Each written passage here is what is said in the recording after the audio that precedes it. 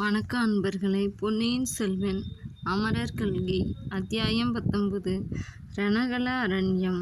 பழந்தமிழ் நாட்டில் போர்க்களத்தை உயிர்த்திருந்த மகாவீரர்களின் ஞாபகமாக வீரக்கல் நட்டு கோயில் எடுப்பது மரபு. வெறும் கல் மட்டும் ஞாபகார்த்தமாக நாட்டியிருந்தால் நடுக்கற்கோயில் என்று வழங்குவார்கள். அத்துடன் ஏதேனும் ஒரு தெய்வத்தின் சிலையையும் ஸ்தாபித்து ஆலயமாக எழுப்பியிருந்தால் அது பள்ளிப்படை என்று வழங்கப்படும். குடந்தை நகருக்கு அரைக்காதம் வடமேற்கில் மன்னி ஆற்றுக்கு வடகரையில் திருப்புறம்பயம் என்னும் கிராமத்துக்கு அருகில் ஒரு பள்ளிப்படை கோயில் இருந்தது.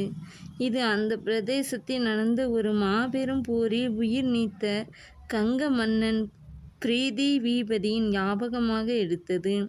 உலக சரித்திரம் அறிந்தவர்கள் வாடர்லூட் சண்டை, பானிபத் சண்டை, பிளாசிக் சண்டை போன்ற சில சண்டைகளின் மூலம் சரித்திரத்தின் போக்கே மாறியது என்பதை அறிவார்கள். தமிழ்நாட்டை பொறுத்தவரையில் திருப்புறம்பயம் சண்டை அத்தகைய முக்கியம் வாய்ந்தது.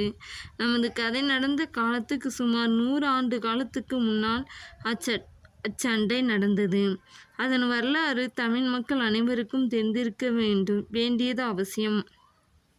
கரிகால் வளவன், பெருநற் கிள்ளி, இளஞ்சேட் சென்னி, தொடித்தூட் செம்பியன் முதலிய சோழகுல மன்னர்கள் சீரும் சிறப்புமாக சோழ நாட்டை ஆண்டிருந்த காலத்துக்கு பிறகு ஏறக்குறைய 500-600 வருஷ காலம் சோழர் குலத்தின் கீர்த்தியை நீடித்த கிரகணம் பிடித்திருந்தது. தெற்கே பாண்டியர்களும் வடக்கே பல்லவர்களும் வலிமை மிக்கவர்களாகி சோழர்களை நெருக்கி வந்தார்கள். கடைசியாக சோழ குலத்தார் பாண்டியர்களின் தொல்லையை பொறுக்க முடியாமல் அவர்களுடைய நெடுங்கால தலைநகரமான உறையூரை விட்டு நகர வேண்டி வந்தது. அப்படி நகர்ந்தவர்கள் குடந்தைக்கு அருகில் இருந்த பழையாறை என்னும் நகருக்கு வந்து சேர்ந்தார்கள். ஆயினும் உறையூர் தங்கள் தலைநகரம் என்னும் உரிமையை விட்டுவிடவில்லை, கூலிவேந்தர் என்னும் பட்டத்தையும் விட்டுவிடவில்லை. பழையாறை சோழ மன்னர்களின் விஜயாலய சோழர் என்பவர் இணையில்லா வீரப்புகழ் பெற்றவர். இவர் பற்பல யுத்த களங்களில் முன்னணியில் நின்று போர் செய்து உடம்பில் 96 காயங்களை அடைந்தவர். எண் கொண்ட 90 மேல்மிரு 3 பொன் கொண்ட வெற்றி புரவலன் என்றும் 90 தன்னிரு மேனிற் பூணாகத் 90 6 சுமந்தோனும் என்றெல்லாம் பிற்கால புலவர்களால் பாடப்பெற்றவர். இவருடைய மகன் ஆதித்த சோழன் தந்தைக்கு இணையான பெரு வீரனாக விளங்கினான். இவனும் பல போர்களில் கலந்து கொண்டு புகழ் பெற்றான். விஜயாலய சோழர் முதுமை பிராயத்தை அடைந்து மகனுக்கு பட்டங்கட்டி விட்டு ஓய்ந்திருந்தார். அச்சமயத்தில் பாண்டியர்களும் பல்லவர்களும் பகைமை முற்றி அடிக்கடி சண்டை நடந்து கொண்டிருந்தது. அந்த காலத்து பாண்டிய மன்னனுக்கு வரகுணவர்மன் என்னும் பெயர், பல்லவ அரசனுக்கு அபராஜிதவர்மன் என்ற பெயர். இந்த 2 பேரரசுக்குள்ளும் நடந்த சண்டைகள் பெரும்பாலும் சோழ நாட்டில் நடைபெற்றன. யானையும் மோதி சண்டையிடும் போது நடுவே அகப்பட்டு கொள்ளும் சேவலை போல் சோழ நாடு அவதிப்பட்டது. சோழ நாட்டு மக்கள் துன்புற்றார்கள். எனினும் இப்போர்களை விஜயாலய சோழர் தமக்கு சாதகமாக பயன்படுத்தி கொண்டார். ஒவ்வொரு போரிலும் ஏதாவது ஒரு கட்சி தம்முடைய சிறிய படையுடன் போய் கலந்து கொண்டார். வெற்றி தோல்விகள் மாறி மாறி வந்தாலும் சோழ நாட்டில் போர்க்குணம் மிகுந்து வந்தது. காவேரி நதியிலிருந்து பல கிளை நதிகள் பிரிந்து சோழ நாட்டை வளப்படுத்துவதை யாவரும் அறிவார்கள். அக்கிளை நதிகள் யாவும் காவேரிக்கு தெற்கே பிரிகின்றன. கொள்ளிடத்திலிருந்து பிரிந்து காவேரிக்கும் கொள்ளிடத்துக்கும் நடுவே பாயும் நதி ஒன்றே ஒன்றுதான். அதற்கு மன்னியாறு என்று பெயர். இந்த மன்னியாற்றின் வடகரையில் திருப்புறம்பயம் கிராமத்துக்கு அருகில் பாண்டியர்களுக்கும் பல்லவர்களுக்கும் இறுதியான பலப்பரீட்சை நடந்தது. இரு தரப்பின் படைப்பலம் ஏறக்குறைய சமமாக இருந்தது. பல்லவ அபராஜிதவர்மனுக்கு துணையாக கங்க நாட்டு பிரிதிவிபதி வந்திருந்தான். ஆதித்த சோழனும் அபராஜிதவர்மனுடைய கட்சியில் சேர்ந்திருந்தான். பாண்டிய சைனியத்துடன் பல்லவ சைனியத்துடனும் ஒப்பிட்டால் சோழ சைனியம் மிக சிறியதாகவே இருந்தது. எனினும் இம்முறை பாண்டியன் வெற்றி பெற்றால் சோழ வம்சம் அடியோடு நாசமாக நேரும் என்று ஆதித்தன் அறிந்திருந்தான். ஆகையால் பெரிய சமுத்திரத்தை கலக்கும் காவேரி நதியைப் போல் பல்லவரின் மகா சைனியத்தை தன்னுடைய சிறு படையமும் சேர்த்திருந்தான். காதாதூரத்துக்கு காதாதூரம் ரணகலம் பரவி இருந்தது. ரத கஜ துரக பதாதிகள் என்னும் 4 வகை படைகளும் போரில் ஈடுபட்டிருந்தன. மலையோடு மலை முட்டுவது போல் யானைகள் ஒன்றை ஒன்று தாக்கிய போது 4 திசைகளும் அதிர்ந்தன. புயலோடு புயல் மோதுவது போல் குதிரைகள் ஒன்றின் மீது ஒன்று பாய்ந்தபோது குதிரை வீரர்களின் கையில் இருந்த வேல்கள் மின்வெட்டுகளைப் போல் பிரகாசித்தன. ரதத்தோடு ரதம் மோதி சுக்குநூறாகி திசையெல்லாம் பறந்தன. காலால் வீரர்களின் பால்களோடு வாள்களும் வேல்களோடு வேல்களும் உராய்ந்த போது எழுந்த சங்கார ஒலிகளினால் திக்கு திகாந்தங்கள் எல்லாம் நடுநடுங்கின. 3 நாள் இடைவிடாமல் நடந்த பிறகு ரணகலம் முழுவதும் இரத்தக் கடலாக காட்சியளித்தது. அந்த கடலில் செத்த யானைகளும் குதிரைகளும் திட்டு திட்டாக கிடந்தன. உடைந்த ரதங்களின் பகுதிகள் கடலில் கவிழ்ந்த கப்பலின் பலகைகளைப் போல் விழுந்தன. இருதரப்பிலும் 1000 16,000 வீரர்கள் உயிரிழந்து கிடந்தார்கள். 3 நாள் இவ்விதம் கோர யுத்தம் நடந்த பிறகு பல்லவர் சைனியத்தில் ஒரு பகுதி தான் மிஞ்சியிருந்தது. மிஞ்சியவர்களும் மிக களைத்திருந்தார்கள். பாண்டிய நாட்டு வீரமறவர்களோ களைப்பையே அறியாத வரம் வாங்கி வந்தவர்களைப் போல் மேலும் மேலும் வந்து தாக்கினார்கள். அபராஜிதவர்மனுடைய கூடாரத்தை மந்திர ஆலோசனை நடந்தது. அபராஜிதன், பிரதிபதி, ஆதித்தன் ஆகிய 3 மன்னர்களுடன் படைத்தலைவர்களும் கலந்து ஆலோசித்தார்கள். இனி எதிர்த்து நிற்க முடியாது என்றும் பின்வாங்கி கொள்ளிடத்துக்கு வடகரைக்கு சென்று விடுவதே உச்சிதம் என்றும் முடிவு செய்தார்கள். இப்படிப்பட்ட நிலைமையில் போர்க்களத்தில் ஒரு அதிசயம் நடந்தது. முதுமையினால் தளர்ந்தவனும் உடம்பில் 96 காய வடுக்கள் உள்ளவனும் கால்களில் பட்ட கொடிய காயத்தினால் எழுந்து நிற்கும் சக்தியை இழந்தவனுமான விஜயாலய சோழன் எப்படியோ யுத்த அரங்கத்துக்கு வந்துவிட்டான். பல்லவ சைனியம் பின்வாங்கி கொள்ளிடத்துக்கு வடக்கே போய்விட்டால் சோழ நாடு மறுபடியும் நெடுங்காலம் தலையெடுக்க முடியாது என்பதை உணர்ந்திருந்த அந்த கிளசிங்கத்தின் கர்ஜனை பல்லவர் கட்சியில் எஞ்சியிருந்த வீரர்களுக்கு புத்துயிர் அளித்தது. 1 யானை, எனக்கு 1 யானை கொடுங்கள் என்றான். நமது யானைப்படை முழுதும் அதமாகிவிட்டது, ஒன்று கூட தப்பவில்லை என்றார்கள். 1 குதிரையாவது கொண்டு வாருங்கள் என்றான். உயிருள்ள குதிரை ஒன்று கூட மிஞ்சவில்லை என்று சொன்னார்கள். சோழ நாட்டு சுத்த வீரர்கள் 2 பேரேனும் மிஞ்சி உயிரோடு இருக்கிறார்களா? இருந்தால் வாருங்கள் என்று விஜயாலயன் அலறினான். 20க்கு பதிலாக 200 பேர் முன்னால் வந்தார்கள். தோளில் வலியும் நெஞ்சில் உரமும் உள்ள 2 பேர் என்னை தோள் கொடுத்து தூக்கி கொள்ளுங்கள். மற்றவர்கள் 2 பேராக பின்னால் வந்து கொண்டிருங்கள். என்னை சுமக்கும் 2 விழுந்தால் பின்னால் வரும் 2 என்னை தூக்கி கொள்ளுங்கள் என்றான் அந்த வீராதி வீரன். அப்படியே 2 பீமசேனர்கள் முன்னால் வந்து விஜயாலயனை தோளில் தூக்கி கொண்டார்கள். போங்கள், போர் முனைக்கு போங்கள் என்று கர்ஜித்தான். போர்க்களத்தில் ஓரிடத்தில் இன்னமும் சண்டை நடந்து கொண்டிருந்தது. தெற்கத்திய மறவர்கள் கீழே நாட்டாரை தாக்கி பின்வாங்கி செய்து கொண்டே வந்தார்கள். இருவருடைய தோள்களை அமர்ந்த விஜயாலயன் அந்த போர் முனைக்கு போனான். 2 கைகளிலும் 2 நீண்ட வாள்களை வைத்து கொண்டு திருமாலின் சக்கராயுதத்தை போல் சுழற்றி கொண்டு எதிரிகளுடைய புகுந்தான். அவனை தடுக்க யாராலும் முடியவில்லை. அவன் புகுந்து சென்ற வழியெல்லாம் இருபுறமும் பகைவர்களின் உடல்கள் குவிந்து கொண்டே இருந்தன. ஆம், இந்த அதிசயத்தை பார்ப்பதற்காக பின்வாங்கிய வீரர்கள் பலரும் முன்னால் வந்தார்கள்.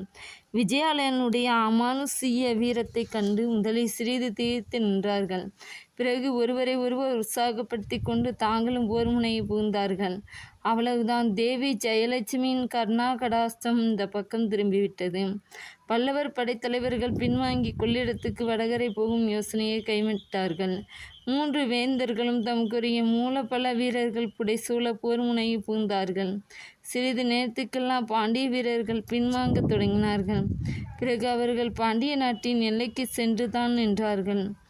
கங்க மன்னன் பிரதிபதி அன்றைய போரில் செயற்கரும் செயல்கள் பல புரிந்த பிறகு தன் புகழுடம்பை அப்போர்க்களத்தில் நிலைநாட்டி விட்டு வீர சொர்க்கம் சென்றான். அத்தகைய வீரனுடைய ஞாபகார்த்தமாக அப்போர்க்களத்தில் வீரக்கல் நாட்டினார்கள். பிறகு பள்ளிப்படை கோயிலும் எடுத்தார்கள். அத்தகைய கொடூரமான பயங்கர யுத்தம் நடந்த ரணகலம் சில காலம் புல் பூண்டுகள் முளையாமல் கிடந்தது. அந்த பக்கம் மக்கள் போவதே இல்லை. சிறிது காலத்துக்கு பிறகு அங்கே காடு மண்ட ஆரம்பித்தது. பள்ளிப்படை கோயிலை சுற்றி காடு அடர்ந்தது. புதர்களின் நரிகள் குடிபுகுந்தன. இருண்ட மரக்கிளைகளில் ஆந்தைகளும் கோட்டான்களும் வாசம் செய்தன. நாளடைவில் அப்பள்ளிப்படை கோயிலுக்கு யாரும் போவதை நிறுத்திவிட்டார்கள். எனவே கோயிலும் நாளுக்கு நாள் தகர்ந்து போய் வந்தது. நமது கதை நடக்கும் காலத்தை பாலடைந்து கிடந்தது. இத்தகைய பாலடைந்த பள்ளிப்படை கோயிலுக்கு இருட்டுகிற நேரத்தை ஆழ்வார்க்கடியான் வந்து சேர்ந்தான்.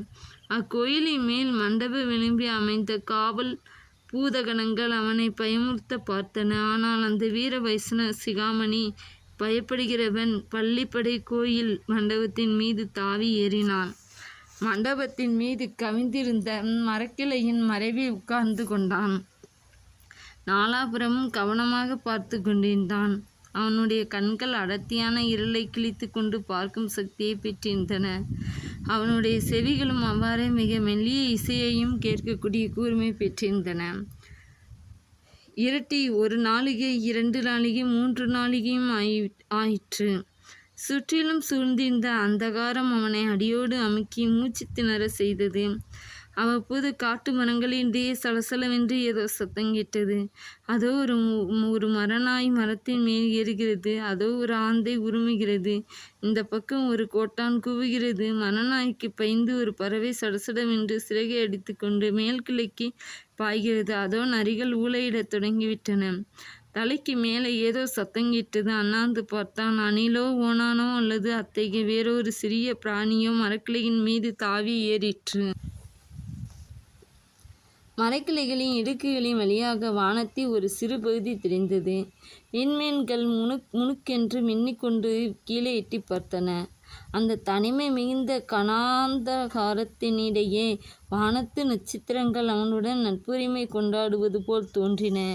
எனவே ஆழ்வார்க்கடியான் மரக்கிளைகளின் வழியாக எட்டி பார்த்து நட்சத்திரங்களை பார்த்து மெல்லிய குரலில் பேசினார். ஓ நட்சத்திரங்களே, உங்களை இன்றைக்கு பார்த்தால் பூவுலக மக்களின் அறிவீனத்தை பார்த்து கேலி செய்து கண் சுமிட்டி சிரிப்பவர்களைப் போல் தோன்றுகிறது. சிரிப்பதற்கு உங்களுக்கு வேண்டிய காரணம் உண்டு. 100 வருஷத்துக்கு முன்னால் இதே இடத்தில் நடந்த பெரும் போரையும், போர் நடந்த பிறகு இங்கே வெகு நாள் வரை இரத்த வெள்ளம் விலகி கிடந்ததையும் பார்த்திருக்கிறீர்கள். மனிதர்கள் எதற்காக இப்படி ஒருவரை ஒருவர் பகைக்க வேண்டும் என்று அதிசிக்கிறீர்கள்? எதற்காக இப்படி மனித இரத்தத்தை சிந்தி வெள்ளமாக ஓடச் செய்ய வேண்டும் என்றும் வியக்கிறீர்கள்? இதற்கு பெயர் வீரமாம். ஒரு மனிதன் இறந்து 100 வருஷமாகியும் அவனிடம் பகைமை பாராட்டுகிறார்கள். இந்த பள்ளிப்படை பகைவனுடைய பள்ளிப்படையாம். பகைவன் பள்ளிப்படைக்கு அருகில் கூடி யோசிக்கப் போகிறார்களாம். செத்துப்போனவர்களின் பெயரால் உயிரோடு இருப்பவர்களை இம்சிப்பதற்கு வானத்து விண்மீன்களே, நீங்கள் ஏன் சிரிக்க மாட்டீர்கள்? நன்றாக சிரிங்கள். கடவுளை, இங்கு வந்தது வீண்தானா? இன்று இரவெல்லாம் இப்படியே கழியப் போகிறதா? எதிர்பார்த்த ஆட்கள் இங்கே வரப்போவதில்லையா? என் காதி விழுந்தது தவறா? நான் சரியாக கவனிக்கவில்லையா? அல்லது அந்த மச்சகஸ்த சமிக்கையாளர்கள் தங்கள் யோசனையை மாற்றிக்கொண்டு வேறு இடத்துக்கு போய்விட்டார்களா? என்ன ஏமாற்றம்! இன்றைக்கு மட்டும் நான் ஏமாந்து போனால் என்னை நான் ஒரு நாளும் மன்னித்து கொள்ள முடியாது. அதோ சிறிது வெளிச்சம் தெரிகிறது. அது என்ன? வெளிச்சம் மறைகிறது, மறுபடி தெரிகிறது. சந்தேகமில்லை, அதோ சுளுந்து கொளுத்தி பிடித்து கொண்டு யாரோ ஒருவன் வருகிறான். இல்லை, 2 பேர் வருகிறார்கள். காத்திருந்து வீண் போகவில்லை என்று தனக்குத்தானே பேசிக்கொண்டான் ஆழ்வார்க்கடியான். வந்தவர்கள் இருவரும் பள்ளிப்படையை தாண்டி கொண்டு சிறிது அப்பால் போனார்கள். அடர்ந்த காட்டுக்கு மத்தியில் சிறிது இடைவெளி இருந்த இடத்தில் நின்றார்கள். ஒருவன் உட்கார்ந்து கொண்டான். கையில் சுருந்து வைத்திருப்பவன் சுற்றும் முற்றும் பார்த்து கொண்டிருந்தான். யாருடைய வரவையோ அவன் எதிர்பார்த்தான் என்பதில் சந்தேகமில்லை. சற்று நேரத்துக்கெல்லாம் இன்னும் 2 பேர் வந்தார்கள். அவர்கள் இதற்கு முன் இந்த இடத்துக்கு வந்தவர்களாக இருக்க வேண்டும். இல்லாவிட்டால் இந்த இருளில் அனந்த காட்டி வழி கண்டுபிடித்து கொண்டு வர முடியுமா? முதலில் வந்தவர்களும் பின்னால் வந்தவர்களும் ஏதோ பேசிக்கொண்டார்கள். ஆனால் ஆழ்வார்க்கடியான் காதில் ஒன்றும் விழவில்லை. அடடா, இத்தனை கஷ்டப்பட்டு வந்தும் பிரயோஜனம் ஒன்றும் இராது போலிருக்கிறதே. ஆட்களின் அடையாளம் கூட தெரியாது போலிருக்கிறதே. ஆட்களின் அடையாளம் கூட தெரிந்து கொள்ள முடியவில்லையே என எண்ணினான். பிறகு இன்னும் 2 பேர் வந்தார்கள். முன்னால் வந்தவர்களும் கடைசி வந்தவர்களும் ஒருவருக்கொருவர் பேசிக்கொண்டார்கள். கடைசியாக வந்தவர்களில் ஒருவன் கையில் ஒரு பை கொண்டு வந்திருந்தான். அதை அவன் அவிழ்த்து அதனுள் இருந்தவற்றை கொட்டினான். சுளுந்து வெளிச்சத்தில் தங்க நாணயங்கள் பலபலவென்று கொட்டிய மனிதன் பைத்தியம் பிடித்தவனைப் போல் சிரித்து, நண்பர்களே, சோழ நாட்டு பொக்கிஷத்தை கொண்டே சோழ ராஜ்யத்துக்கு உலை வைக்கப் போகிறோம். இது பெரிய வேடிக்கை அல்லவா என்று சொல்லிவிட்டு மறுபடியும் கலகலவென்று சிரித்தான். ரவிதாசரை இரைச்சல் போட வேண்டாம், கொஞ்சம் மெதுவாக பேசலாம் என்றான் ஒருவன். ஆகா, இங்கு இப்படி பேசினால் என்ன? நரிகளும் மரநாய்களும் கூகைகளும் கோட்டான்களும் தான் நம் பேச்சை கேட்கும். நல்ல வேளையாக அவை யாரிடமும் போய் சொல்லாது என்றான் ரவிதாசன் என்று அழைக்கப்பட்டவன். இருந்தாலும் கொஞ்சம் மெதுவாக பேசுவது நல்லது அல்லவா? பிறகு அவர்கள் மெல்ல பேசத் தொடங்கினார்கள். ஆழ்வார்க்கடியானுக்கு அவர்களுடைய பேச்சை கேட்டறியாமல் மண்டபத்தின் பேரே உட்கார்ந்து இருப்பது வீண் என்று தோன்றியது. மண்டபத்திலிருந்து இறங்கி கூட்டம் நடக்கும் இடத்திற்கு அருகில் நின்று ஒட்டு கேட்டே தீர வேண்டும். அதனால் விளையும் அபாயத்தையும் சமாளித்து கொள்ள வேண்டும். இவ்விதம் எண்ணி ஆழ்வார்க்கடியான் மண்டபத்தில் இருந்து இறங்க முயன்றபோது மரக்கிளைகளை அவன் உடம்பு உராய்ந்ததால் சலசலப்பு சத்தம் உண்டாயிற்று. பேசிக்கொண்டிருந்த மனிதர்களில் இருவர் சட்டென்று குதித்து எழுந்து, யார் அங்கே என்று கர்ஜித்தார்கள். ஆழ்வார்க்கடியானுடைய இதய துடிப்பு சிறிது நேரம் நின்று போயிற்று. அவர்களிடம் அகப்பட்டு கொள்ளாமல் தப்பி ஓடுவதைத் தவிர வேறு வழி இல்லை. ஓடினாலும் காட்டில் சலசலப்பு சத்தம் கேட்கத்தானே செய்யும். அவர்கள் வந்து தன்னை பிடித்து விடலாம் அல்லவா? அச்சமயத்தில் கோட்டான் ஒன்று சப்பட்டையை விரித்து உயர்த்தி அடித்து கொண்டதுடன் ஊம் ஊம் என்று உருமியது. அடுத்த அத்தியாயம் முற்றும்.